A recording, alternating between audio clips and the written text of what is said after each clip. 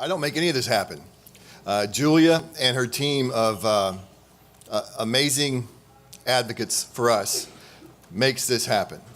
So the first thing I want you to do is take a quick peek around the room. See, you're seeing what I see. And what I see is not a party of R's and D's. I see a party of R&D, rare disease. We are 35 million strong. We have a loud voice when it's collective, and we absolutely will have and will continue to make a change. All of us together are here really for one main reason, which reminds me, the main reason is I have to stay on time. Believe it or not. Okay. Time. We're here to save time. Time for our families, for our children, for our parents, for each other.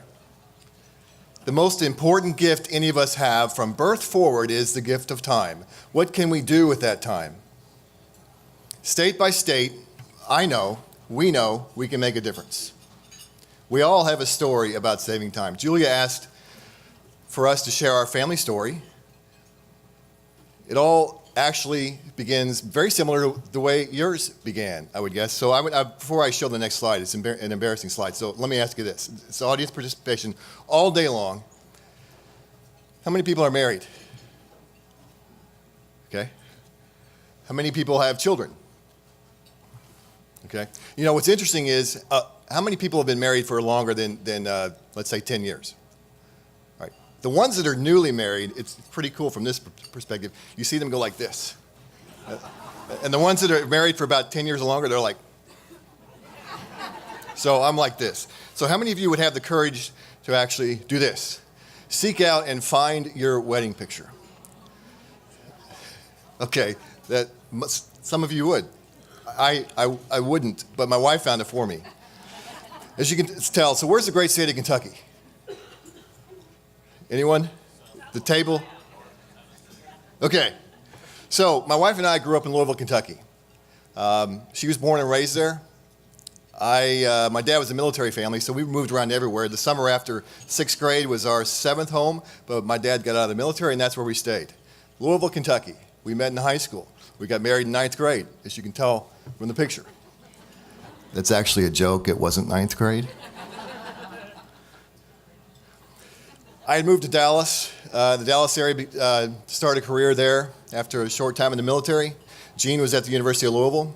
We'd been engaged for a while, moved back home, went back home over a weekend actually, because I didn't have any vacation time saved up yet to get married. Remember the day of your wedding, the night of the afternoon of the reception? I guarantee yours was very similar to mine. There were toasts, right? And in the toasts, they were always the same. To the future, tomorrow. May all your hopes, all your dreams come true. And then we drank. And it was a fun evening. Sound familiar? Ours was the exact same way. Tomorrow, time, all your hopes, all your dreams come true. So the next 2 days later, my wife and I got in our little car, loaded all the wedding presents, and moved everything we owned from Louisville, Kentucky to Dallas, Texas. Now, those of you who know a little bit about geography, that's not a short drive. So we drove, we're going to stop halfway about in Memphis. The bad news is, as we pulled away from 2321 Bradford, my wife cried because she, on the porch were her mom and dad. She was the youngest of 3. I was the 4th of 5. The youngest of 3, the only daughter, it was time for her to move away. Her parents cried. Her dad cried. Her mom cried. Jean cried. She got in the car and she was crying. Understandable. The bad news is she was still crying when we got to Memphis. It's not a short way. So the next day, it was imperative as the new husband to try to make a plan. So what better way to make a plan for a better next 7 hours than to plan what's going to happen the next 50 years? And so we did. We were just married. We wanted to both start our careers, move forward. Jean would transfer to North Texas, finish her degree there, move into IT field. I was a police officer. I would work my way through patrol, make detective, make sergeant, work my way up. We'd buy a house, we'd get a dog, we'd have kids. How many kids? I wanted 5. Gene wanted 3, so we had a compromise. We had 3. We thought we'd have 3. Our first compromise. Everything was on schedule. Stop crying. Our hopes and our dreams were laid in front of us. Everything we wanted would come true. Gene finished college, got a job with American. I made detective. We bought a house. We got a dog named Bonnie. And on April 13th, we had a child, our firstborn, Ryan Christopher Dant. 8 pounds, 13 ounces, born April 13th. Our new lucky number. Ryan would be the big brother. The person who would teach all the other children what life would be like. Ryan grew, right on target. Everything squared away. I got promoted, made sergeant. Gene's job went very well. Started looking for a new house. It was time to have other children. But we also wanted Ryan to learn how to play with other children. To get him into a structured daycare probably would be better so he could learn to talk and play with others. A standard preschool physical, no big deal. Ryan was very athletic at the age of 3. He was left-handed, which all of us who love sports realize left-handers always have an advantage. He was a baseball kid, loved to play baseball at the age of 3. Mom made the rule, no more ball in the house because we broke her favorite vase. It was time for the next phase of life. So Gene brought Ryan to see Dr. Coco. Dr. William Coco, our pediatrician, said everything's fine other than his liver and spleen are too large and his head's too big. His stomach was too large. Dr. Coco was so nervous he turned around and he made an appointment with a geneticist at Dallas Children's. Now, genetics appointments, as many of you know, don't come right away. There's a 3 or 4 or 5 month wait sometimes. Dr. Coco made an appointment in 2 weeks. I was commander by then, so I was not worried about Ryan because he was fine. I was worried about work. I didn't go to the doctor with Gene and Ryan to see Dr. Weber because Ryan's head was too big. Dad has a big head. Ryan's stomach was too large. It's genetic. It's no big deal. When Gene came home, she was worried because Dr. Weber said Ryan may have some kind of illness, blah, blah, blah. Ryan's fine. Look at him. The blue picture was taken right before we went back to see Dr. Weber. This time I went with Gene. Parked the car, we met halfway, got in the car, drove down to Dallas, went in Dallas Children's. The appointment was at 2. I told the office I'd be back by 3:30. No big deal. So we walked in, the appointment, about 1:45, checked in and waited for Dr. Weber. At 2:45, we're still waiting for Dr. Weber. I blew up a examination glove, drew stitches on it like a baseball. We played baseball in the examination room. And the door opened, and Dr. Weber walked in, and another person walked in, and 2 more people walked in.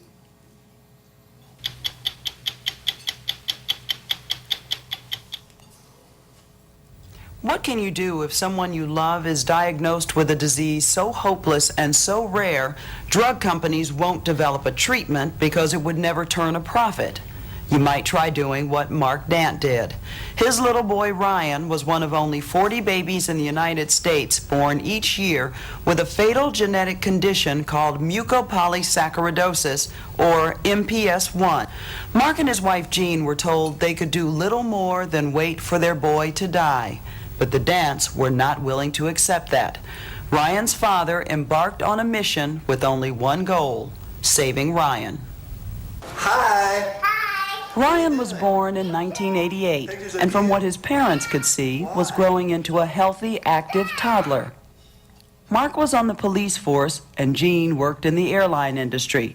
Together, they were building a quiet, peaceful life in the suburbs of Dallas. That is, until 1991, when Ryan turned 3, and a physician discovered his liver was abnormally large. Kids like Ryan with mucopolysaccharidosis 1 are missing an enzyme that the body needs to break down certain waste materials. Over time, the buildup damages organs like the heart, stiffens the joints, affects breathing, and stunts growth. In some cases, it can lead to severe brain damage and mental retardation. Severe brain damage and mental retardation. This was not in the toast, nor it was in the dream or the hope, but it was where we stood I remember arguing with Dr. Weber. Dr. Weber, you said Ryan has a disease I've never heard of. How do you know? Who's doing the science? And then he started to explain that Ryan has a rare disease, often called an orphan disease. There was very little science in the world. You'd have to struggle to find it. There were very few researchers anywhere working, and there were no companies. I said, Dr. Weber, there are companies that invest in therapies. I know this. There are drugs on the market. Why are you telling me there is no one who will invest in MPS? And Dr. Weber, after a long argument back and forth, told me, Mr. Dant, you have to understand, your son's disease is so rare. Companies can't make a profit. And so they very rarely, if ever, invest in rare diseases. The bottom line is, in a roundabout way, Dr. Weber said, Mr. and Mrs. Dant, you need to take your son home and love him because he won't be with you very long. He told us Ryan's lifespan would end by the end of the decade, 10 or 12 years, and that would be it. And then the genetic counselor spoke, and she told us that because Ryan's disease was genetic, every child we would have, the 2 more we were going to have, would have a 1 in 4 chance of passing away within a decade. I remember looking at Ryan sitting on Jean's lap to my right. I can picture this in my mind every single moment of the day as I see Ryan taking the back of his hands as he faced his mom and he kept saying, "It's going to be okay, Mommy," while Jean cried. I was still in what Ryan called my costume, my police uniform, because I was going back to work because that's what was important. And I remember standing outside Dr. Weber's office, making what would be one of hundreds of appointments, and everyone's staring. But they weren't staring because of the costume. They were staring because Jean was crying, and because I was crying. Everything we had hoped for was gone. And Dr. Weber said there was no hope. And there was no hope. I went to the library. Now, these are the days, the dark days, long, long ago, before the internet. In those days, you had to go to the public library. So the public library system in Dallas is quite strong. Day after day, if I went to work in the evening, I'd go in the morning. If I went to work at night, I'd go in the afternoon. I would read everything I could that was published on MPS, everything. They all said the same thing: it's a genetic disease with no hope. I looked for other families, but they were hard to find because it was a rare disease. Night after night, the same pattern. We'd give Ryan a bath, put him to bed. We'd sit in the living room with the TV off and stare. We'd go to bed, and I would wake up. Jean wasn't next to me. I'd find her on the floor next to Ryan's bed. Or she'd wake up, and I wasn't next to her, and she would find me laying on the floor next to Ryan's bed. And we were waiting. We were waiting. As time went on, we heard him breathing, a sign of the future because his airway was starting to tighten up. We were waiting for something to change. We were waiting for hope, change, future. I started reading books on starting a nonprofit, all found in the public library system. And I started a nonprofit called the Ryan Foundation. We started with a great idea, something huge. We had a bake sale. We raised $342. But those moments gave us hope. It told us that with effort, you will find hope. With compassion from each other, for each other, you will find future. And so we had other fundraisers. We kept fighting. We had big things like a fishing tournament. We had auctions, chili cook-offs, golf tournaments, bake sales. And we looked everywhere for scientists. Jean worked for Americans, so I could travel around for free, which was a great benefit. I could go talk to scientists. I could learn more about what was facing not just me, but us, the rare disease community. And what I found was, it's a difficult road. But with help, there's hope. Meanwhile, Ryan's health continued to decline. He began having headaches so excruciating he would vomit and pass out.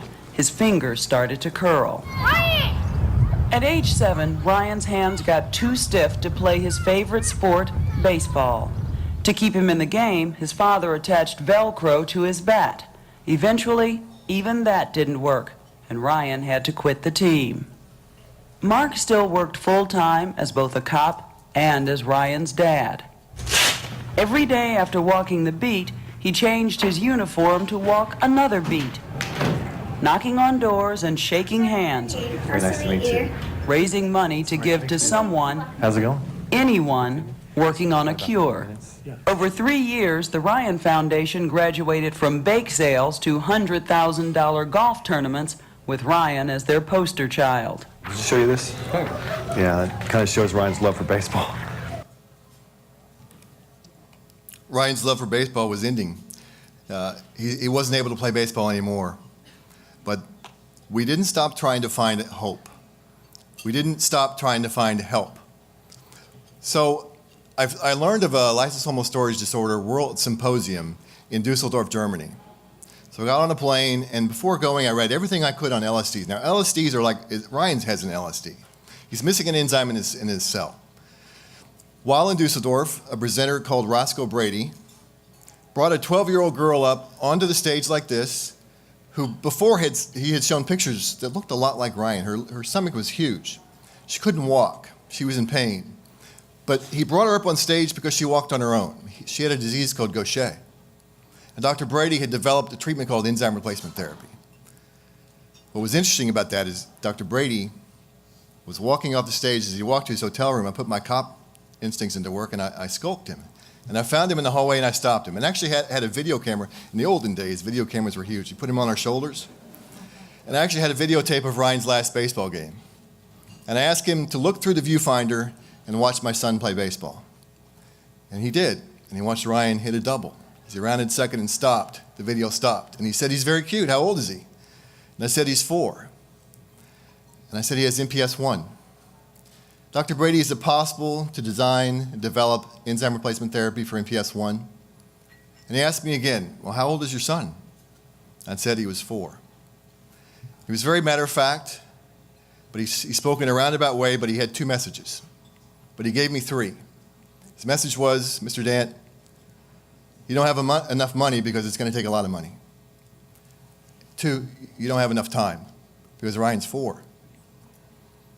But I said, "Is it possible?" And he said, "It is possible." Flew back to Dallas through Chicago, and as I got off the plane, before the cell phone days, I stopped at a phone booth. A phone booth. Do you remember the phone? And I called Gene, and I said, "We have great news. Dr. Brady said it's possible." It reminded me of the old movie Dumb and Dumber, right? Where he asked this girl, is there a chance? And she said, "There's 1 in a million." And she said, 1 in a million? That means it's possible. I had that joy in my heart because he said it was possible. All we needed to do was find a scientist, raise a lot of money, find some companies, get it developed through the FDA, and go. And there was hope. But his biggest day came in 1995 when Mark met a young scientist at UCLA named Emil Kakkis. Dr. Kakkis was one of the few researchers in the world studying MPS 1, and his meeting with Mark Dant couldn't have come at a better time. You're almost ready to shut down?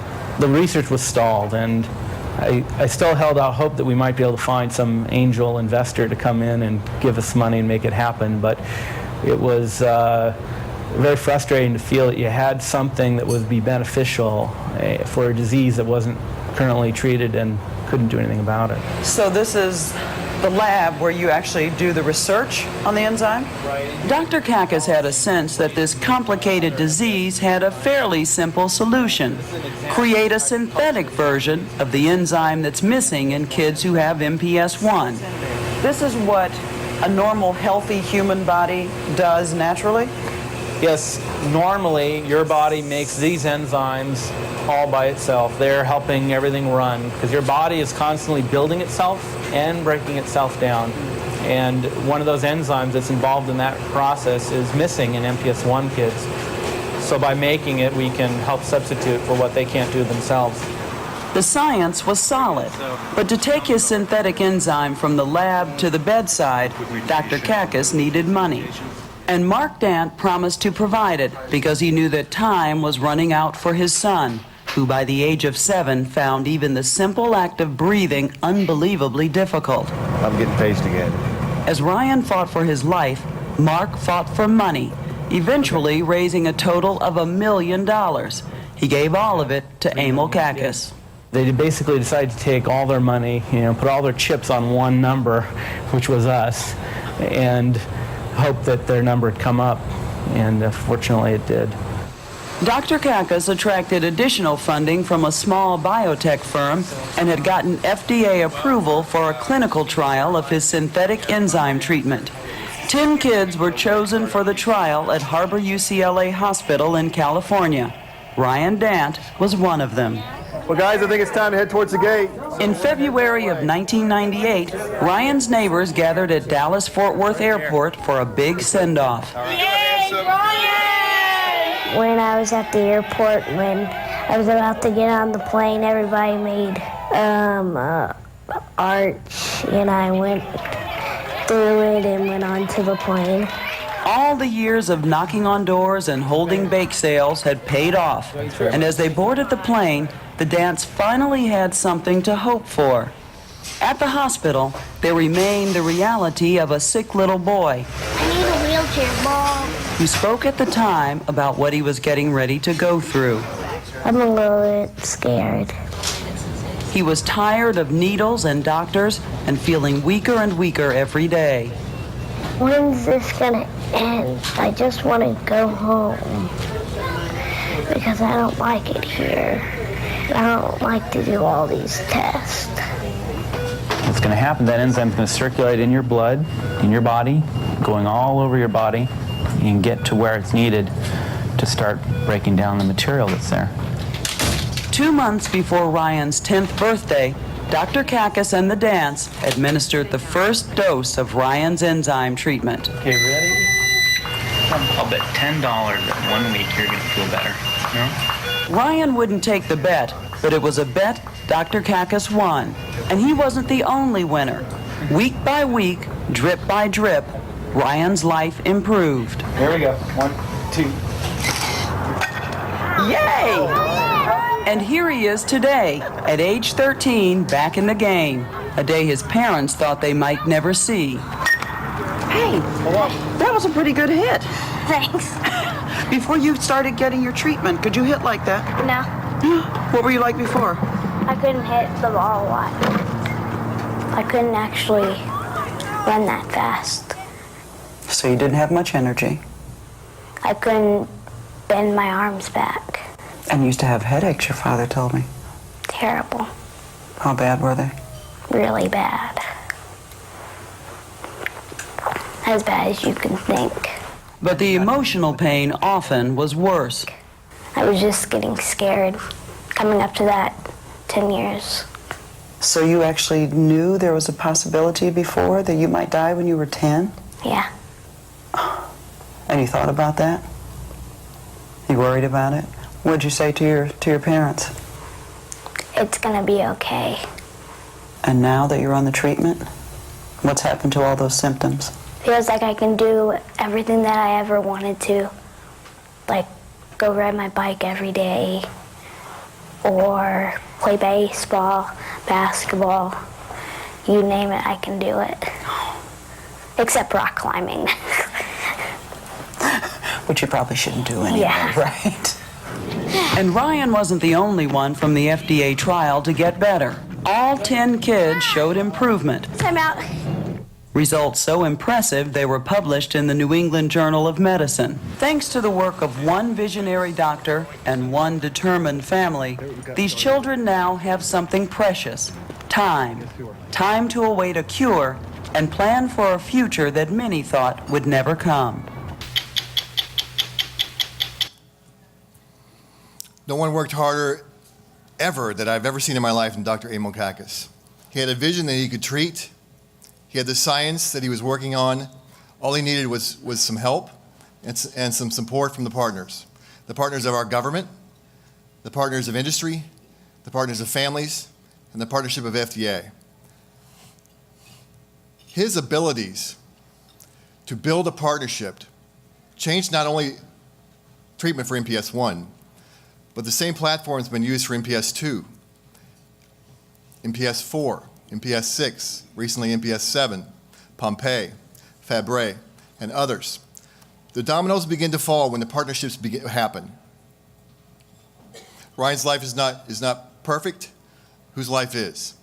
He's had 14 surgeries over his life, but he refuses to give up on the gifts that have been brought to him.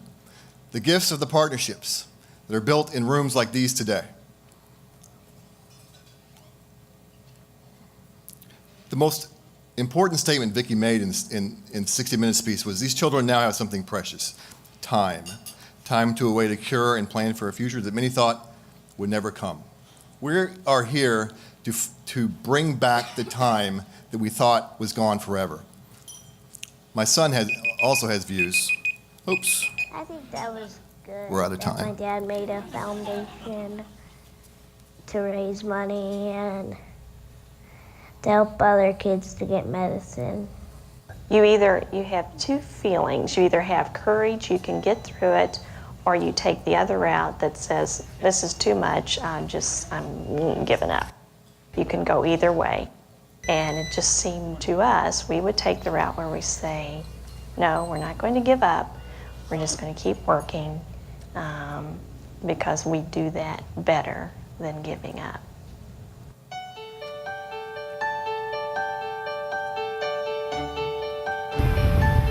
Probably some of the things that I've experienced since we last filmed that's been really fun is probably getting my driver's license, graduating high school, working for the Texas Rangers in their visiting clubhouse, and then getting this great job with SMU.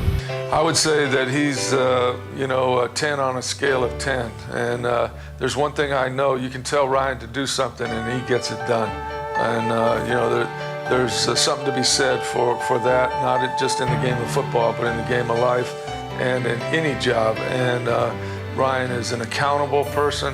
He's got a smile on his face when you ask him to do something, and he wants to get it done for you. That's how I try to live life. I don't like to tell too many people because I don't want to be treated differently. But when it's time to talk to people about it, I'll talk about it. But I just kind of keep that tiny little secret to myself because I don't want to be treated any differently than a normal person.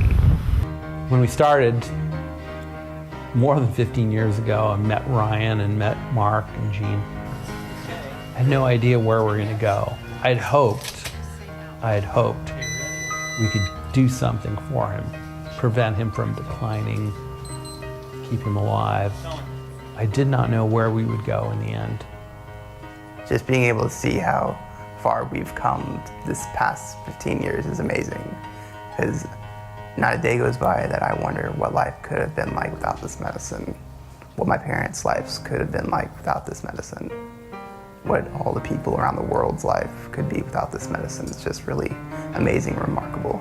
Be able to see all these parents from different countries send me messages on Facebook saying thank you for all this, the stuff you did when you were young, because without you and everyone else that was part of that trial, we wouldn't be here today.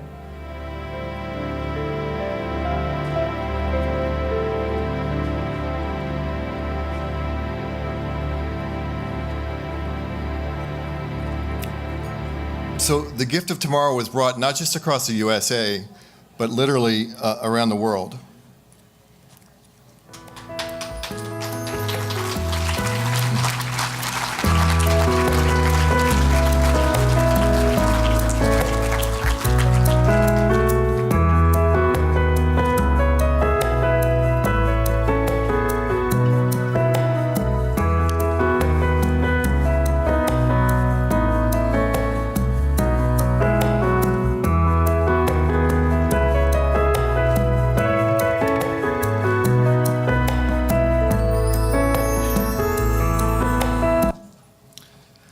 Ryan graduated from the University of Louisville in May.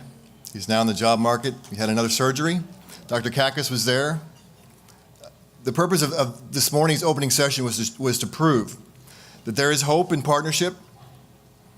You can find tomorrow if you look, but we need the partnership of our government, our FDA, our rare disease community, our scientists, and our industry partners. And in that great partnership, we will find tomorrow, we will have hope, But we have to stand up together, all 50 states, fight for the same thing. We're fighting for time. So, thank you.